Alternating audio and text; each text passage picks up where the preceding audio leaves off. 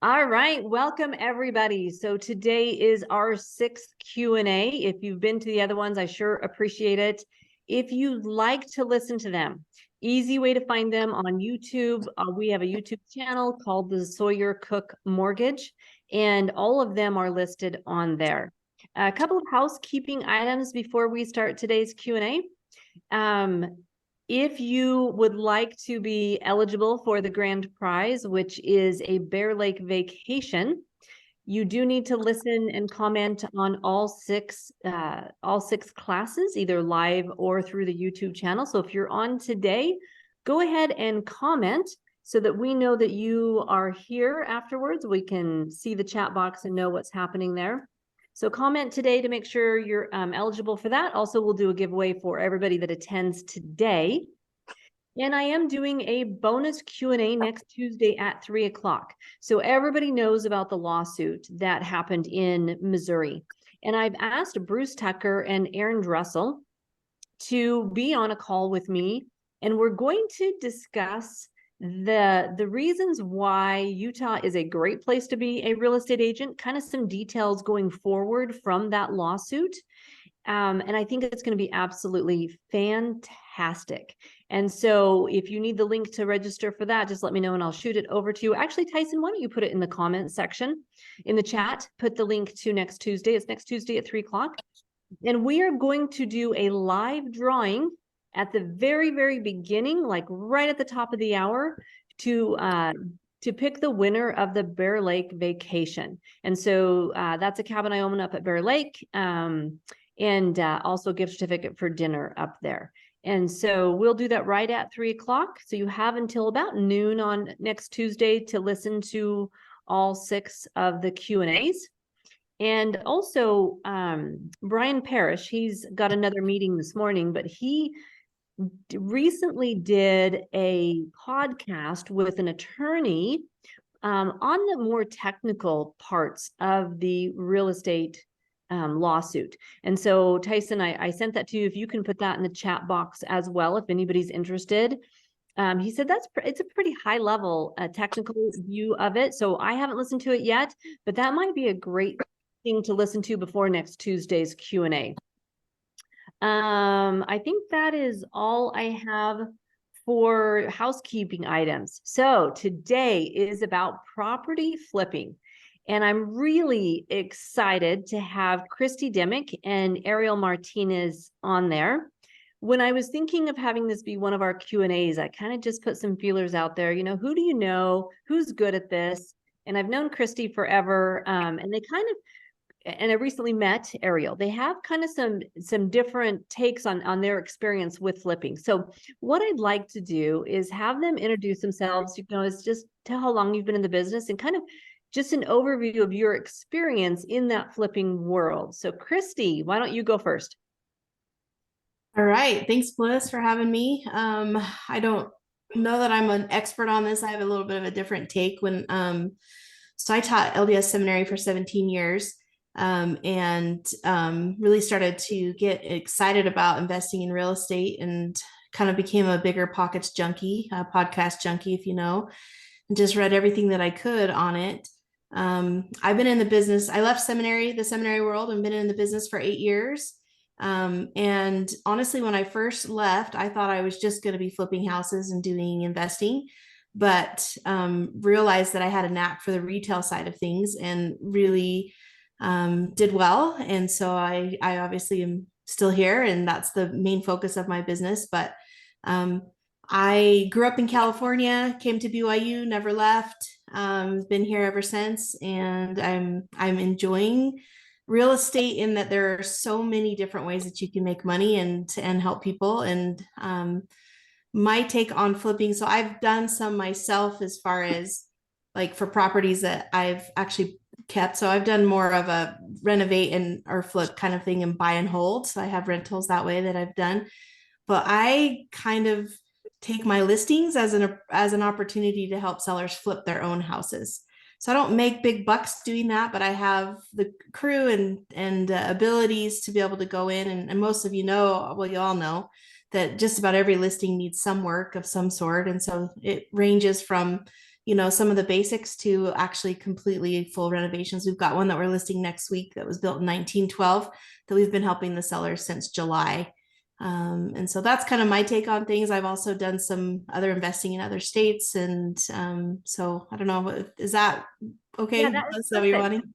I think that's helps people get to know you. I mean, honestly, if you guys don't know Christy, she's absolutely amazing. Rookie year, her first year, and she's absolutely amazing. So, Ariel, tell us just a little bit of your background. So I've been in sales all my life. I started off at Vivint, the door-to-door sales guy. Did that for probably 8, 9 years. Left that and then started doing real estate. So I started off same thing. I've been in real estate for 8, 9 years. I did the regular, I'm an agent, so I did that for 3, 4 years, and then it just kind of felt like I was stuck in the same thing, just kind of living, commission check by commission check. So then I started investing about 4 years ago, and I don't do a lot of, I mean, on average, we do 6 to 7 flips a year, right? And we do complete renovations. I mean, anything like complete everything. So complete renovations, we do about 6 a year, and then as far as investing, I have 7 doors right now. But I don't know. I'm not sure what else I can say That's about myself, but that's kind of what I do. Cool. Awesome. And remember, use the chat box to put your questions about flipping in there. Before we start on that, I thought it would be great for us to give you guys a brief overview of the financing side when it comes to flipping, because there are some rules in the mortgage world related to that. So I'm going to turn this over to Tyson, who's going to share just a little bit. And it's actually can be a little bit complicated. So we're going to give you kind of 30,000 foot view of it. But then individual situations, of course, we're happy to answer questions on that. So for those of you that don't know, Tyson is my loan partner. He's actually down in St. George doing some soccer coach training right now, but he's luckily got time to help us today. So go ahead, Tyson, take just a couple minutes and tell us about the financing side. Hey, cool. So yeah, we actually reached out to our underwriters to get kind of some of the reminders and rules about this. And there actually is not as many as I thought. So we'll just talk about a few here. Okay, so FHA actually has the most rules, really the only rules. And a lot of it just has to do with timing. So now, this is a reminder, this is for someone buying a house that's been flipped and they're getting an FHA loan. So it's the buyer side. Yeah, or somebody, if you have flipped a house and your buyer wants to, use an FHA loan, these are what they have to go through. So pretty much you can't do it within 90 days. So if, the house had been bought 90 days previous, it's not eligible for an FHA loan. You have to wait until those 90 days are up. And then if it's between 91 and 180 days, it could require 2 appraisals if the sales price is over 100%. So basically, if it's more than doubled in value, that's what you're trying to sell it for, then there are 2 appraisals required. And you'll see a theme with appraisals and flips. That's pretty much what it comes down to, is proving that the value of the house is actually there after whatever improvements have been made.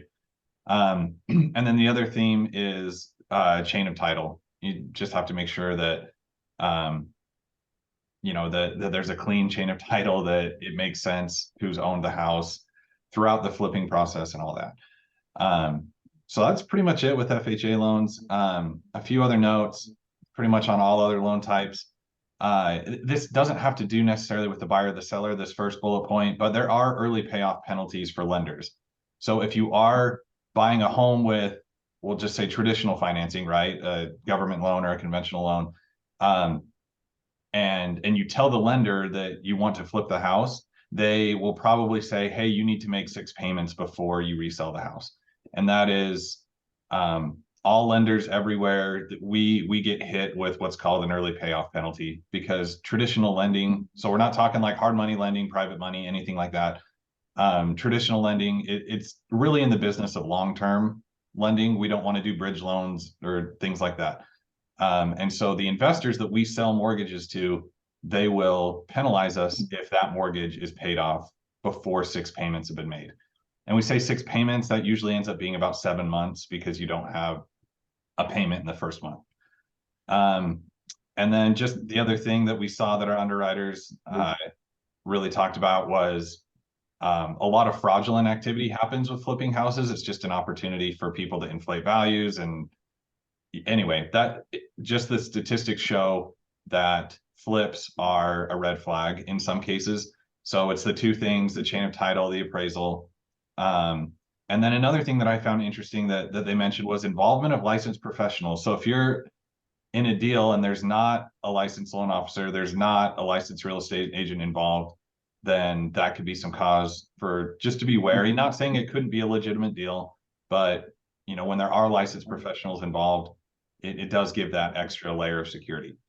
And then that last bullet point again with the appraisal, really what we're most interested in is just making sure that when money is given, that the value is there, right? That if for whatever reason you can't make the payment, that lender wants to make sure that they are not stuck with a property that the mortgage is way higher than what it's actually worth.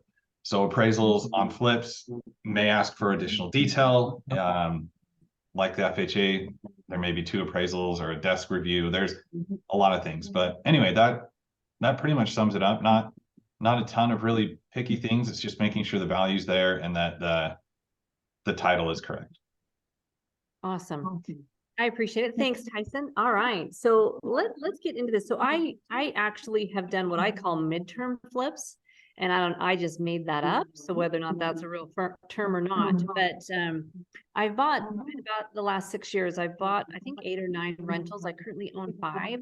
So a few times I have bought a rental, and almost every single one, it's either been a divorce situation or a failed sale. Tyson, can you everybody, we're going to do background on that.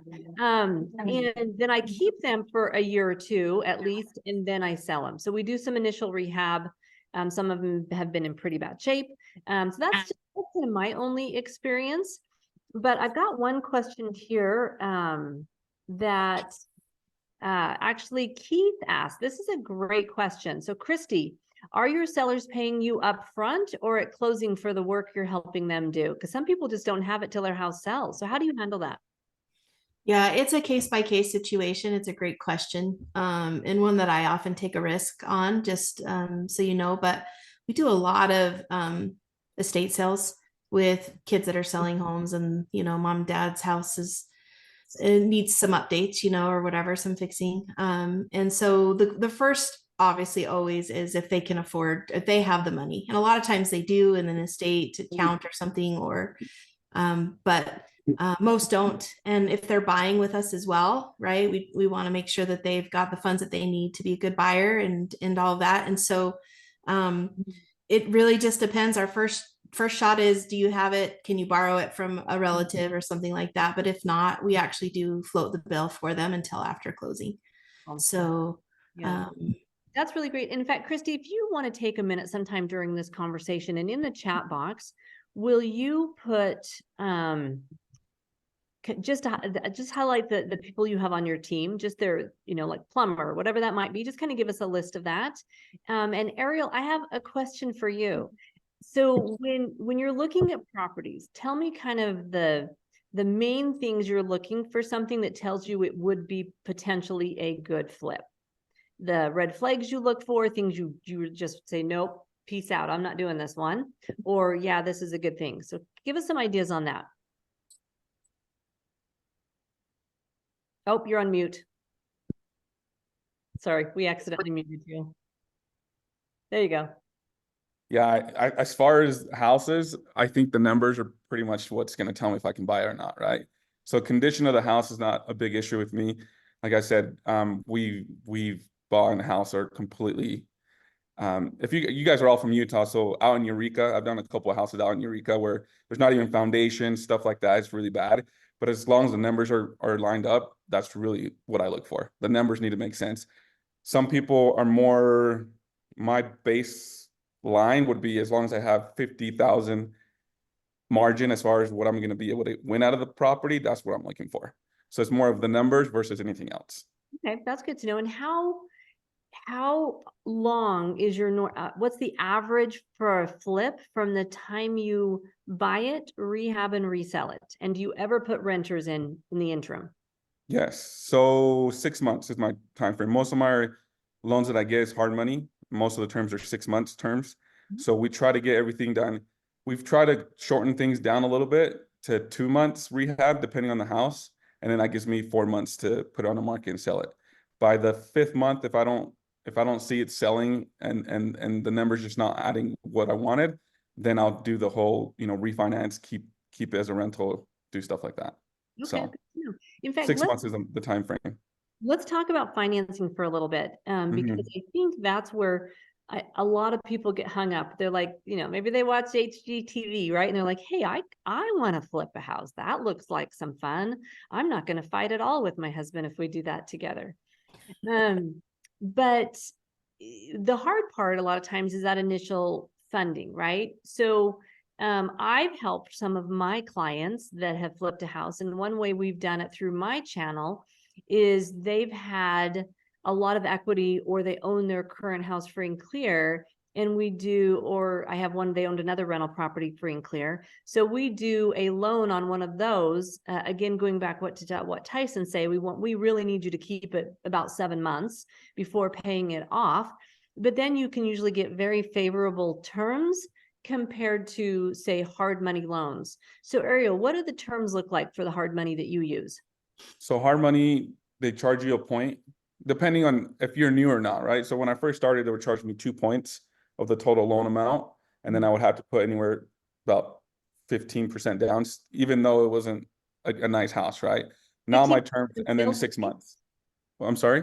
15% of that sales price of what The you're sales price, yes. Okay, because they want to make sure that they're covered in case, you don't perform. Now my deal is a little bit better as far as my points are 1%. I can negotiate how much I can put down just because I have a good track record. And then just the regular annual percentage. It used to be 12, now I'm at 10. So it's just, again, depending on the deal and what I have. So most of the money that I use for purchasing the properties is through hard money. And I have a couple hard money lenders that would do that for me. And then for rehab, I use private money, which is friends, family, someone I know that wants, if someone comes to me and it says they want to jump into business, I usually want them to bring me a deal and then maybe finance the rehab so they can kind of understand how that works. But okay, good. So that's you're how kind I of do trying it. to perpetuate that. I love that. I had a hard money lender reach out to me the other day and said, hey, we have hard money if you know anybody that needs it. I'm like, I'm curious, what are your terms? And it was 2% origination. So if it's $100,000 loan, that's $2,000. And then it was 14% rate. Mhm. And I personally have done some private loans, short-term private loans for people, and I'm usually 1% of the loan amount. And then interest rate is usually what I tie it with some HELOCs I have on my property. So my HELOCs are running 8.5 to 9% right now. But I do it to facilitate a lot of times. This house hasn't sold, but they need to buy this house first, kind of like bridge loan. I've only done one that was a rehab kind of a situation. So we've got a couple questions in here. Angie is saying, I'd love to hear from both of you. How do you approach the seller and let them know you'd like to buy their home, just so they feel like you are being fair and don't have ulterior motives regarding value? So did that question kind of make sense? Yeah. Christy, why don't you start on that one? Yeah, so that is a one that I'm very sensitive to. Like, obviously, you want to make sure that the seller feels good. If I was just an investor without a license, it's a little bit different, right? But where I am a realtor, I've only done this twice. And actually, the way it worked was I owned a townhome in Provo, and my tenant, a few years into it, wanted to buy it. And so I sold it to her. I wasn't an agent at the time. I was still teaching seminary. And anyways, she came to me a few years later and just said, hey, I'm ready to sell. I want to have you sell it. And I just, on a whim, I just said, you know what, why don't I just buy it back? And she was like, what, And anyways, so it worked out with that situation. And then the neighbors next door, she had told them what had happened. And they said, we want to do the same thing. We just want to sell to you. So I own the 2 units right next door to each other. So it wasn't an awkward situation. But like, I have a property that I'm supposed to list next year. that I would love to buy. And I'm in that situation right now where I'm like trying to figure out, because I always want to make sure that the client is taken care of, right, and that it's fair. And so I probably am not going to be able to buy it. Just because I think depending on the market, it may be in their best interest to go on the market. And so I think if you go in with the right, attitude and frame of mind and keeping your client in the forefront, then, you're going to do the right. If it doesn't sell, I'd like to buy it. Or being very, very clear. And in both situations, obviously I'm doing a market analysis. I might have a couple of agents at my office do a market analysis and say, okay, independent of each other, we've looked at this, right? This is where we think the value is based on the repairs and the things that need to be done. This is what I'm willing to do. There's no commissions. There's no, that kind of thing. And so usually it's just showing is better than telling, right? And showing them the numbers, showing them the market, showing them the comps, and also maybe having some third parties or unbiased do some market analysis as well. I don't know, hopefully that helped. That was really good. Thanks. Ariel, what's your perspective on working with sellers? Yeah, I think it's just being upfront. I think a lot of people have a bad thing about flippers for some reason, that we're, shady or something. So every time I talk to my clients, I always give them 2 CMAs. I give them just a regular CMA of how much I think their house is worth if they were to put it on the market. And then I give them a CMA of what I would pay for it cash, because there's families that just want to get out of their situation and buy it. And I had an old lady, and this is the situation that just recently, her husband passed. I sold her a house in Salt Lake, sold her a house in Orem, and then they bought their last house in Payson. And then she came to me saying that she wanted to sell their house. I was just different, just because I was like, okay, you have a lot of equity. Your husband just passed away. This is how much you could sell your house for. She signed the documents, and then she calls me a week later and says, hey, I already sold my house. I'm like, what happened? And then she said that she sold it to a wholesaler for a completely different amount, right? And then I was like a little frustrated, because I was like, oh, I would have bought it for that amount. But it was in her situation, she just wanted what she wanted, and she just wanted to be out. She was going back with family. Her kids were going to take care of her. She didn't, she was older, so she didn't even think she needed that much money anyways, and her house was pretty much paid for, right? So then in that situation, I ended up getting the deal because I paid off the wholesaler, and I bought it for $10,000 more than what she had sold it to them, which worked out. But again, it's just being upfront with them and just saying, hey, this is what I can do, and this is how much I think it's worth if you put it on a market, and this is what I'm willing to pay for it. And then, I ended up paying, like, after everything, almost $15,000 more. But again, just giving the options. If they take it, they take it. And if they don't, they don't. So, well, and so you don't make the decision for them. So question for you. How do you go find houses like the ones in Eureka? Is it just word of mouth now that you've been doing this for a while?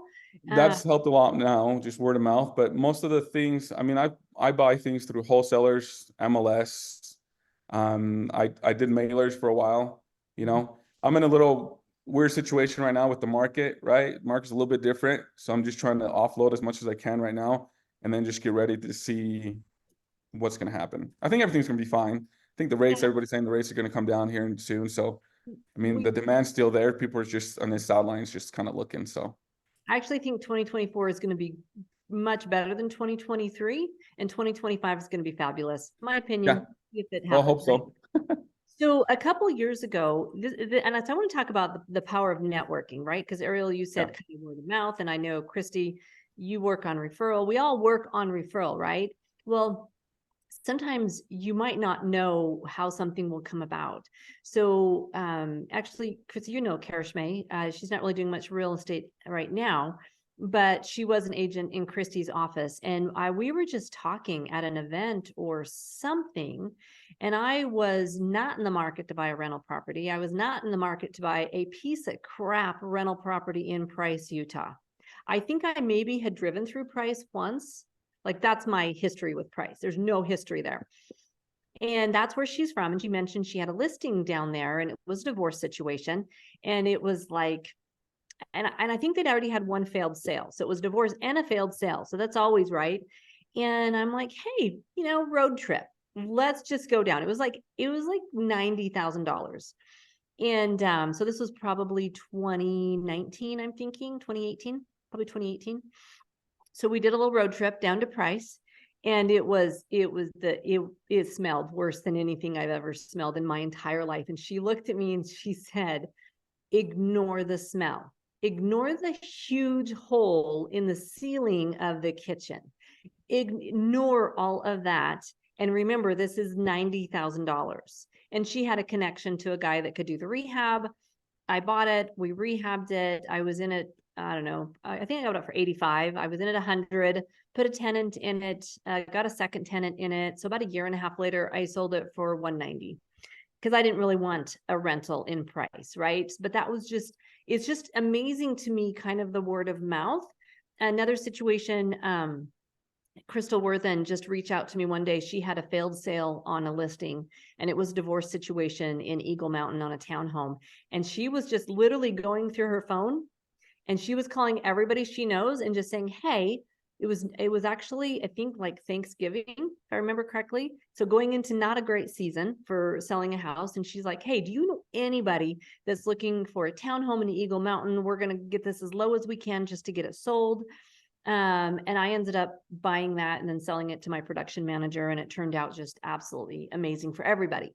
So I think the power of networking when you have clients looking for flips or you're interested in it, I think, just the MLS is not going to be, just having one source of information is not going to probably get you the best deal. So one quick question we had here, let me go back up here. Oh, thanks, Christy, for putting that in there. She put some lists in there. Keith asked Christy, what does the paperwork look like if you're fronting the costs of those rehabs for your sellers? Do you do paperwork with them? Yeah, I'm very trusting, not as good as I should be on that, the listing agreement. You're very trusting, right? Yeah, and it's worked well. But I mean, it's definitely something I need to do a little bit better. And having that protection there. Sometimes with obviously the listing agreement, but they're just so thrilled. Like and we do some of the work. We're working there side by side with them. You talk about a referral based business. There's just something that happens when you're working with them side by side and helping them, in this situation. And so it hasn't come back to bite us yet, but it is something that's on my list to get some paperwork in place for that, to make sure that I'm reimbursed, but I've always been. So, we've done hundreds of these, so. I love that. So when Tyson and I were kind of talking about this class, he said, one question I have. So about 2 years ago, he did a big rehab on his house, kitchen, bathroom, kind of some big stuff. And it was really frustrating working with the contractors. They did a great job, but getting them in there, and they'd say they do it in this time frame, and they have 4 little kids, right? So they're living at my house with us and my mom, and we have a small house, and, it was like crazy. So, Ariel, what is your experience? Are you like Christy, where you have your own team of people and they just jump when you say jump, or how does that work for you and timing wise? Do you ever struggle with that? Yeah, so I have one licensed contractor, really all they are, they just have a license. If you have someone that has a license, they're really just subcontract everybody else, right?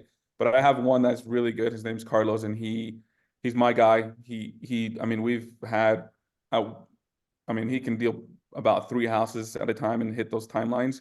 But I have gotten, I think everybody's asking what's probably the hardest thing, and it's definitely going to be the contractor. Contractor is the hardest thing. I've run through so many contractors. People that I thought were going to be great were just horrible. People who I didn't really think they were going to be great have been great. So like this Carlos guy, I've had him for 3 years now, and I don't share him with anybody. So don't even ask for his information. Yeah, he's my guy. So, but yeah, we'll keep him busy, and he's been really good at as far as the time. So for me, that was the hardest thing, is just finding someone who was reliable. So, and not asking for money every second. And being what is interesting to me, and a part of it's because I have a very type A personality. If you send me a message, I'm going to respond to it. If I say I'm going to do something, I literally will do it, not because I like you, but because I have so much anxiety if I don't do it, right? So for some reason, There isn't anybody that I know of in those industries that's like that. Like they will tell you they're going to show up and give you a bid and they just won't show up, or they'll show up and get the information and then they won't give you the bid, or they'll show up, give you the bid a month later. So that is probably one of the really frustrating things. So I think, so for example, up in Logan, I have 3 rental properties there. I have the most amazing handyman. And he is responsive, he's responsible, he's communicative to me and to the client. So like if I'm out of town sometimes for, what's it called? Disconnected, when I do my bike trips, and my tenants have his phone number. And so if something happens that's major, they just call him directly. He's fair, he's inexpensive. In fact, I think I'm going to charge him more just so he keeps loving me in case other people find him. So I think finding the right people is really important. And like Ariel said, he went through a lot. Krista, did you have that with some of the people that you work with? Yeah, it's such a frustrating industry, and that's why I kind of in a way act as the GC. I have all the subs and I just line everything up. And I'm very detail oriented, so I can usually crank through pretty fast on these renovations. If we're doing a full remodel, our fastest, we did one in a week, believe it or not. Helped a seller, they were under contract. We had 7 days to get it on the market. And I mean, and I'm talking flooring, tearing out a wall, paint, we didn't redo cabinets, but we redid countertops, sinks, faucets, plumbing, all that stuff. So you definitely go through some different ones and you find the ones that are very good. And I am completely averse and offended by lipstick on a pig type work. And so it has to be done right. And so finding the right contractors that do good work, that are timely, that will, be willing to help in our timeline. And most of them are so loyal and so great. They've become some of my greatest friends. Right. And so and they just know what we do. Like we just call, hey, I've got 2 more coming up and I need to get into your schedule. What do you have? And most of the time, like we can move whatever we need to for you a lot of times. And so I'm like, oh, you guys are the best.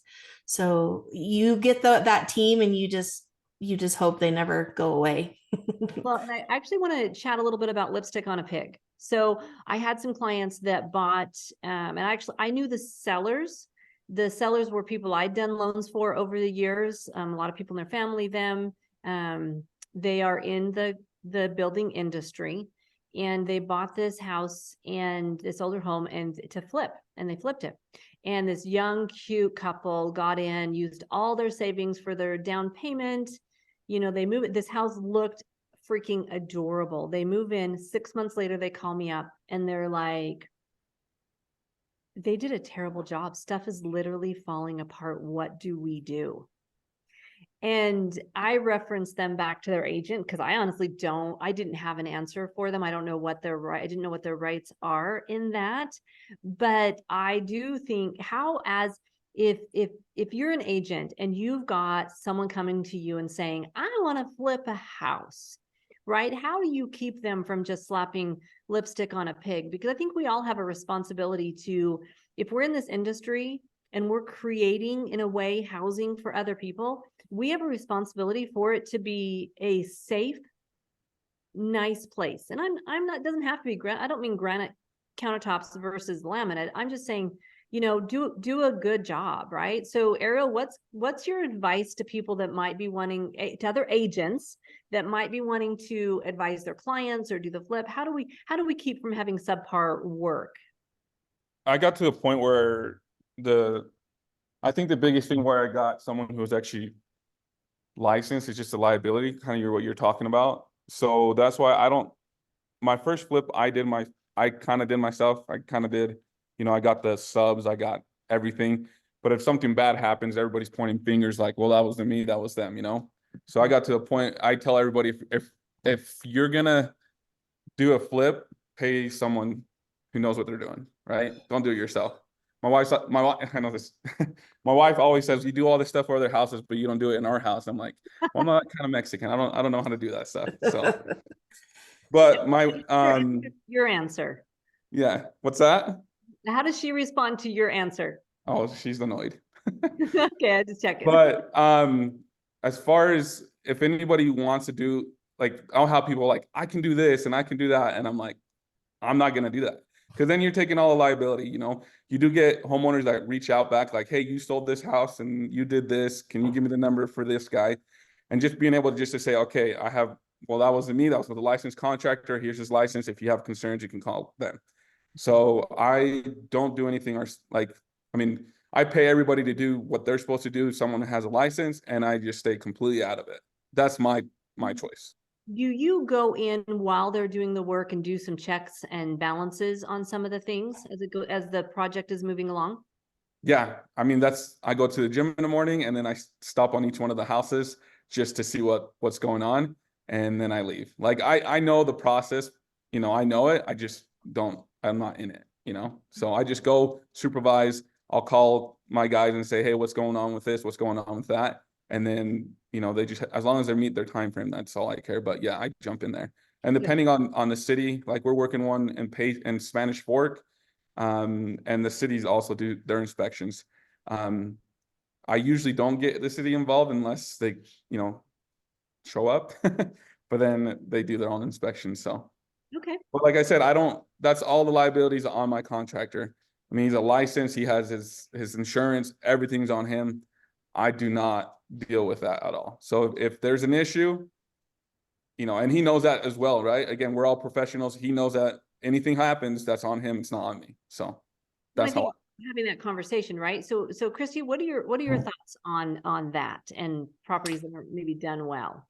Well, I mean, I think Ariel's handled it really well on that side. I think maybe the perspective as a buyer's agent, though, our responsibility to know what good work looks like, right? And at least, I mean, obviously we're not contractors, but I mean, we can tell if a flip's been done right or not. At least I hope we would. And so maybe advising, finding out who did the work. Like if a client really wants to make an offer, really making sure you have a solid, awesome inspection, that everything's addressed. But I think, I mean, I've definitely shown houses before that I'm like, oh my gosh, this is a total flip, lipstick on a pig. Like and I'll be honest with my clients. I'd say I'd be wary. I said, if you really love it, you know, we're going to want to do this, this, and this to make sure. But like, there's nothing that drives me bonkers more than just shoddy work, you know, and unfortunately it happens a lot. So. Well, and it usually affects people that don't have a lot of disposable income to take care of it. So Ariel, did you have something on that? Yeah, one thing that it's just one thing that I'm require from Carlos, and people hate home inspectors, and I hate them as well because they don't know anything. But anything that comes in that list, he needs to clean it up. We don't even negotiate. We don't do anything. He'll just go and do what needs to be done. And it's always, you know, ridiculous things that these guys don't even know what they're talking about, but we'll do whatever they do. So he always tries to, it's like a game for him. He tries to do everything so he doesn't get flagged on anything.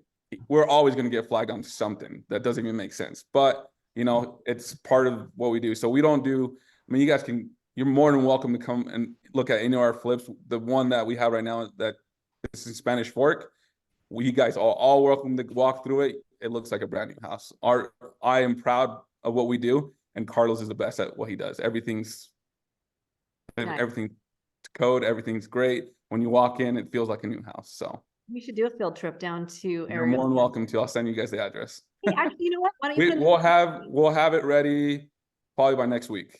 And what price are you listing at? And do you mind if 425. 425 to 435, I think. And it's okay to say no to me. I never hurts my feelings, but do you mind sharing what you paid for it and what your renovation costs are? Yes. This one kind of sucked because of the city, but I bought that for, I think it was 250. Rehab is around, I think we're in at 85, but the city jumped in and there was an add-on that just cost me way more than I was expecting. Yeah. And then it was just not up to code. But the thing is that it's been there for years. We're hoping that they were just going to grandfather it in, but they made us tear everything down and put everything back new. Oh, so shoot. Okay. It was just not up to code now to today's standards. So that was the only thing. Well, I really think that some of these properties, you're helping these towns, you're helping these neighborhoods, right? Yeah. Revitalize them. And going back to the inspection thing that you mentioned, so when I've had a property and done a home inspection, I actually hand that to the person that's helping me do the renovation or my handyman up in Logan. I says, all right, let's look at this together. And then we look through it and we flag everything that I want him to do it. And some of them are silly things, but then I actually like to show my tenants, hey, I just bought this property. So I don't have any experience with it prior to right now, but I did an inspection. And these are the things that I have fixed for you because my goal is that you're in a safe and sound house. Because my tenants, I have found the way that I communicate with them, they're really loyal to me. And I've had the most amazing experience with my tenants over the years. And I think it's because they know I want them to live. My husband calls me a slumlord, but none of my tenants call me a slumlord. You just heard me say that. All right. So we've got a couple questions. Nora asked, Ariel, have you ever purchased with seller financing? So the seller covers it until you can resell. Yes. Right now, because the market how it is, I actually just bought a rental through, creative financing. I don't know if anybody's heard of Pace Morby. Hmm. No? Well, he's some guy on Instagram. He's really smart. So I bought this house. It was actually that same lady, the lady that tried to sell the house to the wholesaler, and then I bought it from her. So she wanted 40,000. I gave her 40,000. I bought it for 300,000. And then I just kept a payment of $1,300, and then I rent it out. Right now I have it as a rental for $2,000. Okay. So I think that's the biggest thing that I like about real estate is just there's so many ways of, figuring out things. There's different creative financing, financing. So. Good. Okay. And another question from Nora, what is the difference from an investor side to carry the term of 2 years versus 5 years? I had some clients approached with a 5-year seller financing term, but they only want a 2-year term, and most investors insist on a 5-year term. I think I do understand, Nora. I know I've actually sold 2 properties on seller financing over the years, and I was not in it for the long term. That was not my plan. My dad has sold multiple properties. He did one literally for 30 years. They never made $1 extra, and they never refinanced.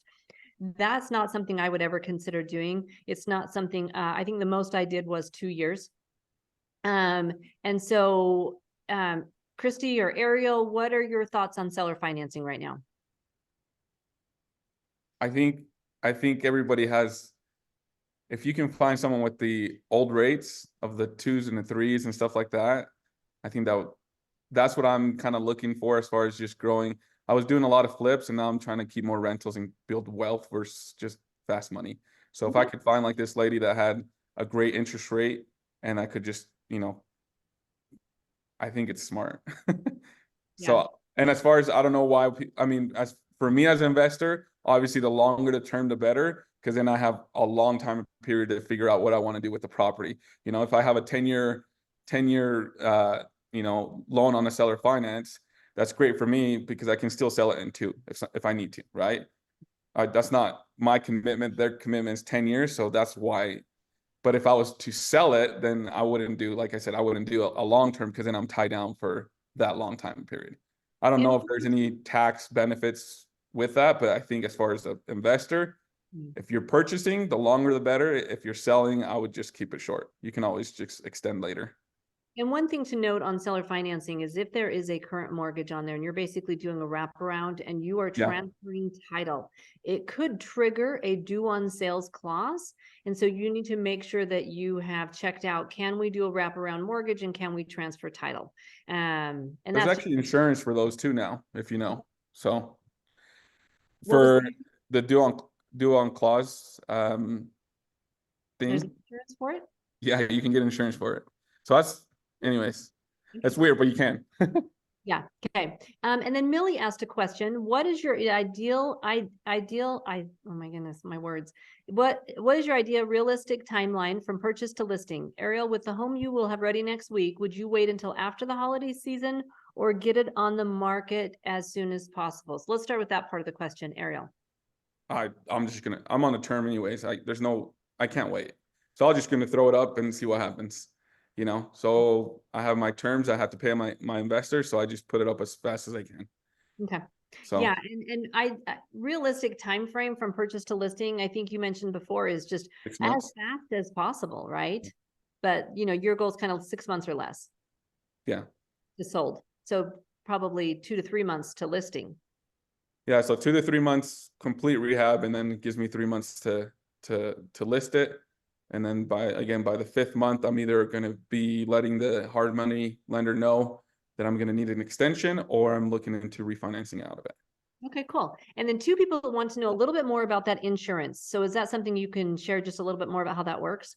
Yeah, I personally don't have it, but what they do is, from my understanding, is that you purchase the insurance, and if the due on clause does hit, then they would come and purchase the property, and I think they give you a term to actually refinance or pull it out into your name. So again, Pace Morby, that's all he talks about is creative financing, especially with the rates how they were before.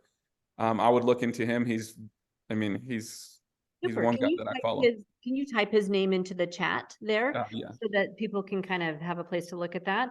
Awesome. Well, I never like to go too long on these calls. I feel like we've talked about some really cool information and some different perspective on that. I know as a lender, I have my past clients call and say, hey, I think I want to flip a house. So you guys probably get that a lot too. So hopefully this has given you just some ways to have conversations with them about that, or if you're thinking about doing that. And I just want to say a big thank you to Christy and to Ariel. Everybody make sure you've made a comment somewhere in the chats to be eligible for the drawing. And then I hope to see everybody next Tuesday at 3 o'clock when we talk to the brokers about the lawsuit. So thanks, guys. Appreciate it and have a great day. Thank you. Thank you. Have a And good one. Carrie, I will send you the link for Tuesday's class. I think Tyson's gonna send that out this afternoon to everybody so you can register for that one. So great question. Yeah, it's in the chat too, so. Yeah. And Nora did put, she's looking for seller financing, 450,000, down payment of 90,000. So if anybody knows anything in that scenario, she's got a client looking for that. So